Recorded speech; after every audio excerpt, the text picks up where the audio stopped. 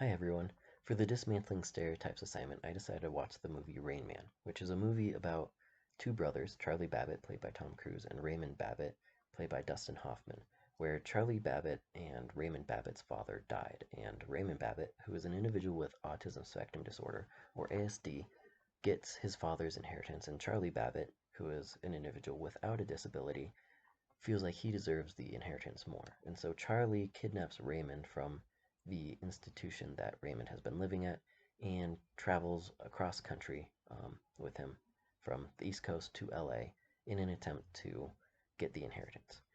For the representation of autism spectrum disorder, or ASD, in the movie, I think the movie did a pretty good job of representing it with Raymond.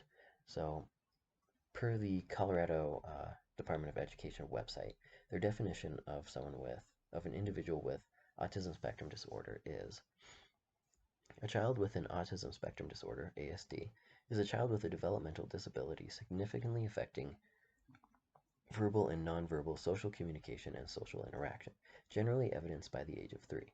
Other characteristics often associated with ASD are engagement in repetitive activities and stereotype movements, resistance to environmental changes or changes in daily routines, and unusual responses to sensory experiences. The textbook for this class, Special Education in Contemporary Society, 6th edition, goes further and describes autism spectrum disorder as, um, or describes individuals with autism spectrum disorders as having repetitive behaviors, repeated body movements, and they have rigid routines and rigid object placements, all of which can be seen in Rayman, in the movie Rain Man. Raymond it can often be seen rocking or humming in scenes, which is the repeated body movements mentioned in the textbook. And he's very rigid about routines. He has certain TV shows that he likes to watch each day. He has to go to bed at 11. And for both of those things, he often gives Charlie Babbitt a countdown in minutes to when that's going to go on, he said. He also pays close attention to what day of the week it is so that they get the correct meals. And for object placement, Raymond likes his bed underneath the window, so every hotel they go to, they have to move the bed under the window, and if they're having pancakes for breakfast, the maple syrup has to be on the table before the pancakes arrive. So the movie did a pretty good job of representing individuals with autism spectrum disorder per the research that I did before watching the film. One thing that they have in the movie is Raymond Babbitt is an individual with ASD who has autistic savantism, which is individuals with autism spectrum disorder who demonstrate extraordinary skills in mathematics, memory, art, or musical abilities. And only about 10% of individuals with ASD have these abilities. And in Raymond's case, he has very good memory and incredible mathematical skills. And so I feel like people watching the film will walk away thinking that most individuals with ASD have some extraordinary ability like Raymond, which isn't necessarily the case. Only 10% of individuals with ASD have a skill that is extraordinary, like Raymond has. And this also ties into some of the stereotypes in the readings that we had for this assignment. So in the Stereotypes About People with Disabilities by Lori Block, she states that people with disabilities, especially cognitive impairments, are wholly innocent, endowed with special grace, with the function of inspiring others to value life. The person with a disability will be compensated for his or her lack by greater abilities and strengths in other areas, abilities that are sometimes beyond the ordinary. In Raymond's case, his mathematical ability and his ability to count cards in Vegas to win $80,000. In Chapter 7, Screening Stereotypes, Images of Disabled People in Television and Motion Pictures, in the book Why I Burn My Book and Other Essays on Disability by Paul K. Longmore, Longmore states that a recurring explicit or implicit theme of many stories is the idea of compensation. God or nature or life compensates handicapped people for their loss, and the compensation is spiritual, mental, and emotional.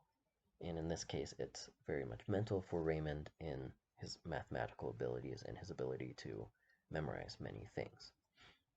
So that aspect of the representation of an individual with ASD in the movie hits some of the maybe not as great stereotypes for individuals with disabilities in movies.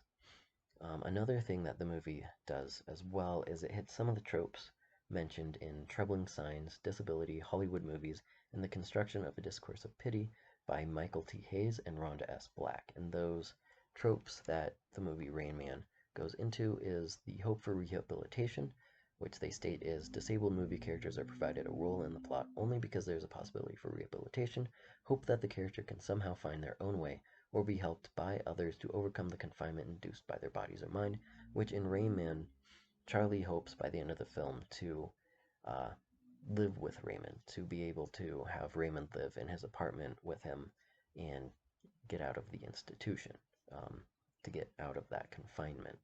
And then at the end of the movie, they hit the another trope mentioned in the article, which is the impossibility of rehabilitation, which they state is the message is that it is a good thing we have these forms of confinement, like the institution that Raymond lives in, because it is obvious that these individuals cannot live outside of them.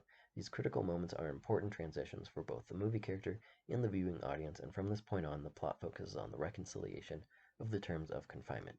And so in Rain Man, uh, Raymond eventually has to go back to the institution, and Charlie at that point is happy because he knows that he can't take care of Raymond on his own, and he promises Raymond that he will visit often. And so we're left with a happy ending between the two brothers. But what those two tropes in Rain Man do is it might make many viewers of the movie think that individuals with ASD can't live on their own and have to go into an institution, which is not the case for all individuals with ASD. Many can live on their own or more autonomously than in an institution. So overall, though, I think the representation of individuals with ASD in Rain Man was well done, and it was a fun movie. It was a good movie. I enjoyed it. So for the assignment, I really liked this assignment. It was kind of fun to analyze a film from this perspective. I haven't ever done that before, so it was interesting. It was good, and it also helps bring in some of the stereotypes. Really helps me uh, think about the stereotypes that some people have about individuals with um, autism spectrum disorders, and also gave me the opportunity to do some more research on individuals with ASD, which will be really good for my future as a teacher. So I think it was a good, interesting assignment. So thank you for listening to my video.